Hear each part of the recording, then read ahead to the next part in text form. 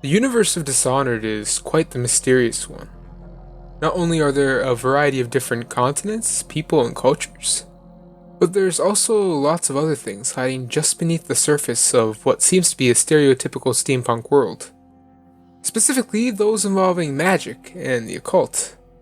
But since this video is the first of its kind on this channel, though I have of course done a lore books-esque thing on Dishonored before, I'd like to take the time to set up the world that we play through in the Dishonored games, exploring not only its origin, but also its various continents, cultures, and anything else I can find. And maybe in the process, uncover something that you or even myself didn't know before. Long enough for all of the big and the small, where the taller they stand, where the harder they fall. We live for today, but we die for the next. With blood in our veins, in the air, and our chest, we step into war with our hearts on the line. The dirt on our boots. To start off with this video, I'd like to give a few disclaimers, the first being that I have yet to play Dishonored 2 or any of its DLC. As such, I'm only going to make this video about giving a background to the world where the games occur, rather than delving into the specifics of the various locales or mythos of said games. Alongside this, I'll refrain from any plot spoilers, with some exceptions from the original Dishonored. So with that said, I think it's about time we delve into the origin and world of Dishonored, as well as how we get to the point where we are in the first, and technically second, game's plot. In order to do so, however, I'm going to split the video into two major parts. The first being the origin of Dishonored's world, as well as its more mystical background, and the second being the four islands of said world and their histories. Though, just as a side note, like I've said earlier, I won't get too heavy into anything that occurs after the plot of the first game, or even during the events of it. So without further ado, let's get right into the video. The world of Dishonored, at least to some extent, appears to be a lot like ours. That is, until you try and look into the origin of said world. Something which only ends up distancing it from the mythos of our own. To start, I couldn't find much, if any, information on the world's history before the existence of the Empire of the Isles. More on that in a bit. That said, after the establishment of the Empire, there was a great amount of scientific and cultural advancement. Enough even for the more educated to begin looking into their origin. What this resulted in the case of the Dishonored universe, is us getting tiny glimpses and hints as to how the world works. That being that many of the natural philosophers, and even the Abbey of the Everyman, the largest known religious organization in the world of Dishonored, believing the stars, planets, etc. in their world to be rotating around a, quote, ever-devouring hungry nexus. One that everything is spiraling into as time goes forward. Now to me, what this sounds like, and what I assume it to mean, is that the galaxy, or even the universe that Dishonored is located within, is one that's rotating around something known as the Void, this world's version of the afterlife in the simplest terms, with the ultimate ending of the Dishonored universe being to be devoured by the Void, and hence reset the universe. Though the last bit's a detail I can't delve too much into right now. Digging a little further into this concept, we can learn a few other things that help prove its validity to some extent. That being that this so-called Void is less of a void and more of an alternate dimension to the one we play in, with various fragmented structures and things from the Dishonored reality being represented there as floating islands. On top of this, there's also the idea that, according to the developers of the game, the Void is an entity constantly yearning for a representation, typically in the form of a human sacrifice that merges with it, with the being that merges becoming a god, and hence taking on the title of the Outsider, only losing that title through deicide, abdication, or things along that line. It should be noted then that with the death of an outsider, at least naturally from what we know, the era that they represent also comes to an end. And as a result, the entirety of that society, and maybe even world. For this reason, we can also make the assumption, or rather conclusion, that at some point in the future, the Dishonored universe will be swallowed up entirely by the Void, though as to what outsider will result in this is unknown. So with that said, the origins of the world of Dishonored, which is actually only referred to as the world, is pretty obscure, with our only true origins of said world being that it was created by the Void at some point and will be ended by that Void someday too. In addition to this, I think it should be noted that the original Dishonored was, according to its developers, based off of late 19th century London and Edinburgh, but with a mystical twist. as said world is filled with cultists who worship the void, almost like the equivalent to witches in our world, except real. Now, I will obviously explore these cultists and how they have affected the world storyline as I continue through this video, but not in too much detail. So I think then, it's time for us to stop looking so closely at the world's origin, and instead start looking at the real point of this video, the locales of said world.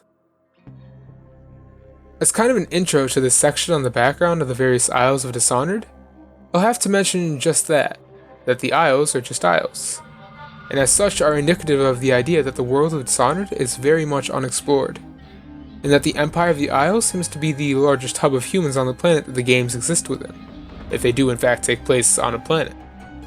That said, the known world of Dishonored includes 5 islands: Gristle, Surconose, Tibia, Morley, and Pandasia, with the first 4 being inhabited by humans, and the last essentially being the Dark Continent, where almost everything is unknown, as well as the island being way bigger than the 4 islands before it.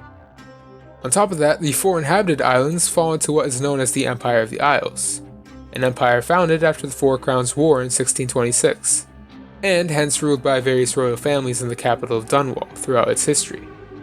It should be noted then that while the empire is in fact an empire, each nation mostly has control over its own affairs, and that the rule of the empire is mostly just as a higher body of which the other nations must follow in order to do so.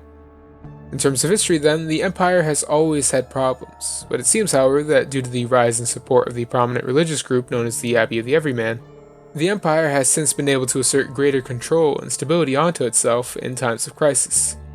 Crisis which occurred many times for the empire throughout its many eras, though due to the nature of how they are, as well as the nature of bodies like the Abbey of the Everyman, I will either save that information for some other video, or simply discuss it later on in this video with greater context. Starting then, with the first island geographically, we have Tibia, the northernmost isle of the Empire of the Isles.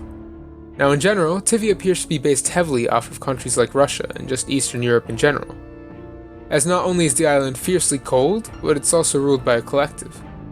For this reason, the island nation of Tibia has a culture very similar to the one it's based off of, specifically on how the nation is known most prominently for its extremely luxurious and at the same time survivalist culture, being a callback to the time of the Tsars of Russia, where the ruling families and nobles would live in the utmost expensive homes and partake in similar quality foodstuffs and drink, while the lower classes would be fixated, or at least have their lives revolve around, producing such things.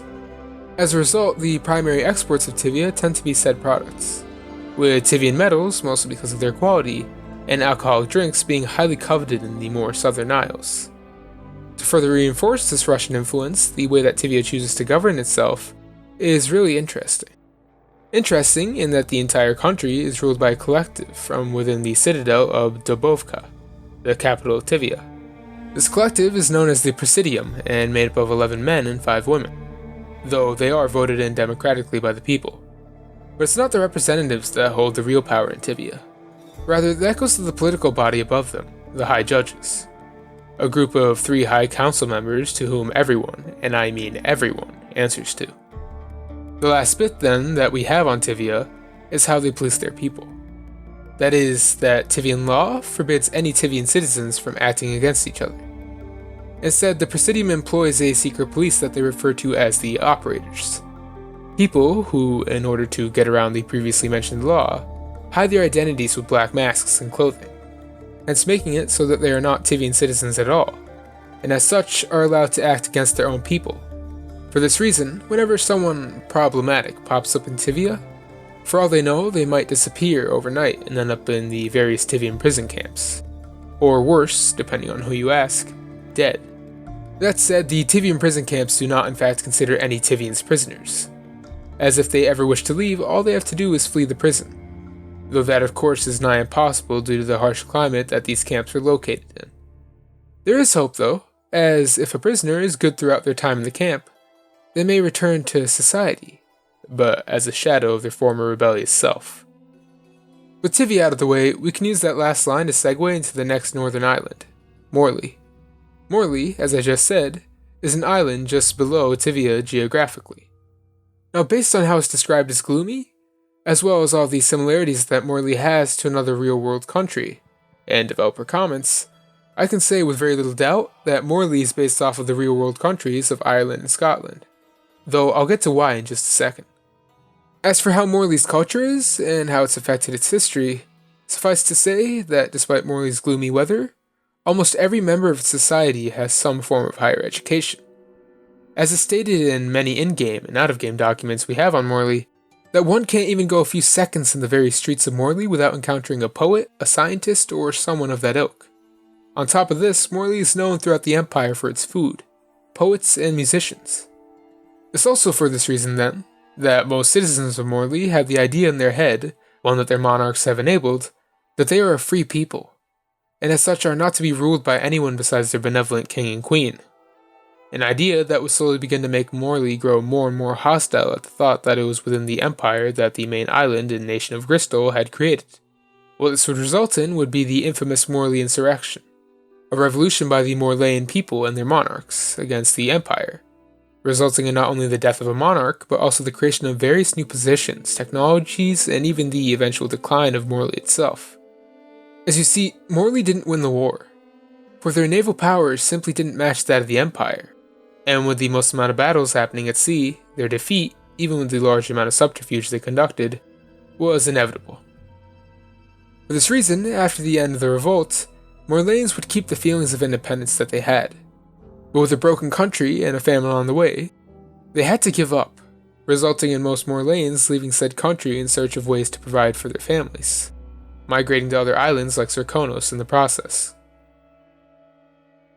That said, Morley, while in decline, has definitely had a major impact on the Empire of the Isles. Very much so on the next isle, and the isle that the first Dishonored game takes place on, Gristol. Now Gristol, though we don't see this, is known for its, quote, rolling hills and foggy meadows, and as previously discussed, is the center of all things that happen within the Empire, as not only is Gristol home to the modern Industrial Revolution within the Empire, but also the home of where the Empire began altogether, the city of Dunwall. But before I start talking about Dunwall, I think it'd be important to mention how Gristol, as with many previous islands, is based off of a real one. That of course being the British Isles, like I said earlier. As such, its culture and general history also tends to follow the same sort of trend that Britain did at the time, with an ancient civilization once existing long before anything involving the Empire was ever established, though in this case, this one was heavily focused around worshipping the outsider, only for it to then be wiped out and replaced years later by the country of Gristol. But the similarities don't end there.